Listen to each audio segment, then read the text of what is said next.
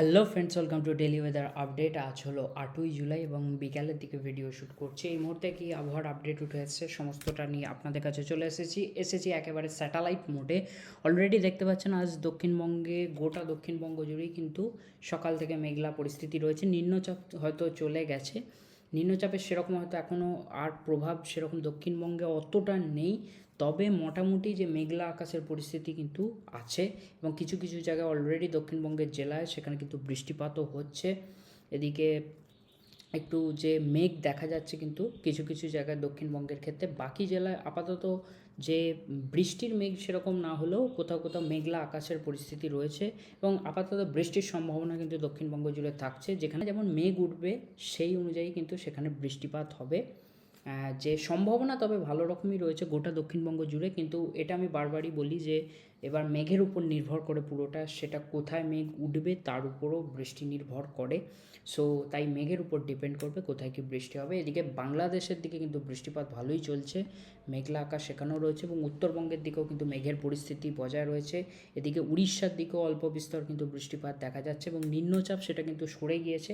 এদিকে দিল্লির দিকে কিন্তু ভালো রকম, উত্তরপ্রদেশ দিল্লির দিকে ভালো বৃষ্টিপাত কিন্তু দেখা যাচ্ছে। এদিকে মুম্বাইয়ের দিকে আমরা জানি ব্যাপক বৃষ্টিপাত চলছিল এবং এখনও মেঘলা আকাশ কিন্তু মুম্বাইয়ের দিকে রয়েছে এবং মধ্য ভারতের দিকেও কিন্তু যে কম বেশি বৃষ্টিপাত হচ্ছে। আজও দক্ষিণবঙ্গের সম্ভাবনা কিন্তু থাকছে। আমরা রেন থান্ডার মোডে চলে এসেছি, 13ই জুলাই অবধি কি আপডেট আছে সেটা আপনাদের এখানে কিন্তু দেখাবো। সো আজকের যদি কথা বলি, আজকেও কিন্তু যেটা বললাম সম্ভাবনা থাকছে গোটা দক্ষিণবঙ্গ জুড়েই, কোথাও কম বেশি ভারী অতি ভারী বৃষ্টিও, কিছু কিছু জায়গায় হয়তো যে মেঘ যদি ওঠে সেরকম সেক্ষেত্রে হতেও পারে, আবার কিন্তু বৃষ্টি নাও হতে পারে, কারণ মেঘের উপর কিন্তু ডিপেন্ড করছে। আজকে কিন্তু ভালোই সম্ভাবনা কিন্তু ছিল। আমি যদি এখানে একটু দেখাই দক্ষিণবঙ্গের দিকে, ভালোই ছিল মোটামুটি সম্ভাবনা, তবে সেই রকম দেখতে পাচ্ছেন আজকে ছিল কিন্তু সম্ভাবনা ভালো রকম বৃষ্টির, তবে এখন অবধি সেরকম যে বৃষ্টির মেঘ তৈরি হয়নি, তাই মেঘের উপর যে ডিপেন্ড করছে। তবে উত্তরবঙ্গের দিকেও কিন্তু গোটা উত্তরবঙ্গ জুড়েই কিন্তু ভারী অতি ভারী বৃষ্টির সম্ভাবনা থাকছে। বাংলাদেশের দিকেও কিন্তু ভালো রকম ভারী অতি ভারী বৃষ্টির সম্ভাবনা কিন্তু উঠে আসছে এবং বাংলাদেশে বৃষ্টিপাত হচ্ছেও। এদিকে 9 তারিখ আমরা যদি দেখি, উত্তরবঙ্গে কিন্তু বৃষ্টির দাপট প্রবল হারে বাড়ছে, ভারী অতি ভারী এবং কিছু জায়গায় প্রবল বৃষ্টির সম্ভাবনা কিন্তু গোটা উত্তরবঙ্গ জুড়েই প্রায় কিন্তু উঠে আসছে এবং দক্ষিণবঙ্গের দিকেও ভারী বৃষ্টির সম্ভাবনা উঠে আসছে। এবার মেঘ কতটা কি ওঠে তার উপর, এবং 10 তারিখও দেখা যাচ্ছে ভোরের দিকে কিন্তু 10 তারিখ ব্যাপক বৃষ্টিপাত কিন্তু দেখাচ্ছে, অর্থাৎ সম্ভাবনা কিন্তু থাকছে বাংলাদেশের দিকেও ব্যাপক বৃষ্টিপাত।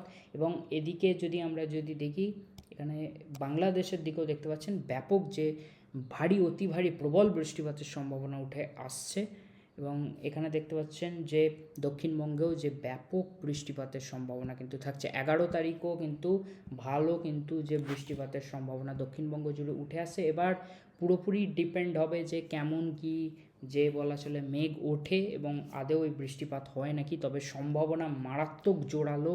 এখানে আমরা যা দেখতে পাচ্ছি ব্যাপক বৃষ্টি, কলকাতায় ব্যাপক বৃষ্টিপাত, এদিকে হুগলি, হাওড়া সমস্ত জেলা, এদিকে উপকূলের সমস্ত জেলায়, পূর্ব পশ্চিম মেদিনীপুর, বর্ধমান, বাঁকুড়া, পুরুলিয়া সমস্ত জায়গায় কিন্তু ব্যাপক বৃষ্টিপাত উঠে আসছে এবং উত্তরবঙ্গে ব্যাপক বৃষ্টিপাত, অর্থাৎ গোটা রাজ্য জুড়েই কিন্তু ব্যাপক বৃষ্টিপাতের সম্ভাবনা কিন্তু 11 তারিখ উঠে আসছে এবং 12 তারিখ কিন্তু আরও মারাত্মক বৃষ্টিপাত এখানে উঠে আসছে।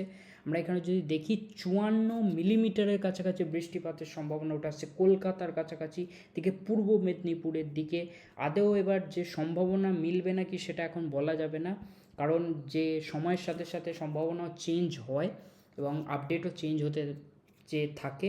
তবে এখনকার আপডেট অনুযায়ী যেটা বলা যায়, কিন্তু ভালো সম্ভাবনা, মানে প্রবল থেকে প্রবল বৃষ্টিপাতের সম্ভাবনা উঠে আসছে দক্ষিণবঙ্গের ক্ষেত্রে এবং কলকাতাতেও এরকম যদি বৃষ্টিপাত হয় সেক্ষেত্রে কিন্তু মারাত্মক জলমগ্ন পরিস্থিতি কিন্তু তৈরি হতে পারে। এবার আপডেট চেঞ্জ হয় সময়ের সাথে সাথে, যদি চেঞ্জ হয়ে যায়, যদি কমে যায় সেক্ষেত্রে ভালো, সেক্ষেত্রে দুর্যোগ কম হবে। তবে যদি এই রকম পরিস্থিতি হয় তাহলে কিন্তু মারাত্মক দুর্যোগের মুখে পড়তে চলেছে দক্ষিণবঙ্গ। শুধু দক্ষিণবঙ্গ নয়, উত্তরবঙ্গেও কিন্তু ব্যাপক বৃষ্টির সম্ভাবনা এবং 12 তারিখ কিন্তু যে মারাত্মক বৃষ্টিপাত বলা চলে, যে এখানে দেখতেই পাচ্ছেন যে কী পরিস্থিতি। এবং 13 তারিখও এবং শুধু এদিকে আমাদের রাজ্যে নয়, এদিকে উড়িষ্যার দিকেও কিন্তু বৃষ্টির দাপট বাড়ছে। এদিকে কিন্তু যে ঝাড়খণ্ড, ছত্তিশগড়ের দিকেও কিন্তু, বিহারের দিকেও বৃষ্টির যে দাপট বাড়ছে, অর্থাৎ মারাত্মক বৃষ্টি কিন্তু ধেয়ে আসছে। এটা কিন্তু বলা চলে। এরকম যে মারাত্মক বৃষ্টি কিন্তু ধেয়ে আসছে, উড়িষ্যা জুড়ে মারাত্মক সম্ভাবনা উঠে আসছে এখানে 13 তারিখ নাগাদ। এবং দক্ষিণবঙ্গে আমরা যেটা দেখলাম 10 তারিখ থেকে বৃষ্টির দাপট আরও মারাত্মক হচ্ছে। এবং উত্তরবঙ্গেও কিন্তু আপাতত আজ থেকেই কিন্তু সম্ভাবনা প্রচণ্ড হাই থাকছে। এবার যদি মেঘ ওঠে সেক্ষেত্রে বৃষ্টিপাত কেমন কি হয় সেটাই এখন দেখার। এবার মেঘের উপর পুরোপুরি ডিপেন্ড করবে আদেও এরকম বৃষ্টি হবে না কি হবে না, তবে সম্ভাবনা কিন্তু এটা উঠে আসছে এবং জোরালো সম্ভাবনা কিন্তু উঠে আসছে। তবে যদি মেঘ না ওঠে সেক্ষেত্রে কিন্তু সম্ভাবনা আবারও চেঞ্জ হয়ে যাবে। তাই পুরোটাই নির্ভর করবে মেঘের উপর, ওয়েদারের উপর। আমরা জানি আবহাওয়া কিন্তু মুহূর্তে পরিবর্তনশীল, তাই এখন পুরোপুরি ওয়েদারের উপর কিন্তু নির্ভর করবে। যদি এইভাবে এরকম মেঘ তৈরি হয় তাহলে কিন্তু ব্যাপক বৃষ্টির সম্মুখীন হবে গোটা পশ্চিমবঙ্গ। এদিকে বাংলাদেশের দিকেও ব্যাপক বৃষ্টি হবে এবং যে উড়িষ্যার দিকেও কিন্তু আমাদের ব্যাপক বৃষ্টি হবে। অর্থাৎ যে বলা চলে যে উড়িষ্যা শুধু নয়, এদিকে ঝাড়খণ্ড, বিহারের দিকেও কিন্তু ব্যাপক যে বৃষ্টিপাত কিন্তু হবে। যদি এরকম পরিস্থিতি, যে মেঘের পরিস্থিতি এরকম তৈরি হয়, এরকম যে সম্ভাবনা উঠে আসছে এটা যদি মিলে যায় বা যদি এটা চেঞ্জেস হয় এবং মেঘ যদি এরকম, যদি মেঘ যদি না ওঠে সেক্ষেত্রে কিন্তু আবারও যে কোনো সেরকম হয়তো প্রভাব পড়বে না। তবে জোরালো সম্ভাবনা কিন্তু মারাত্মক। আমরা একটু উইন্ড মোডটাও দেখে নিই।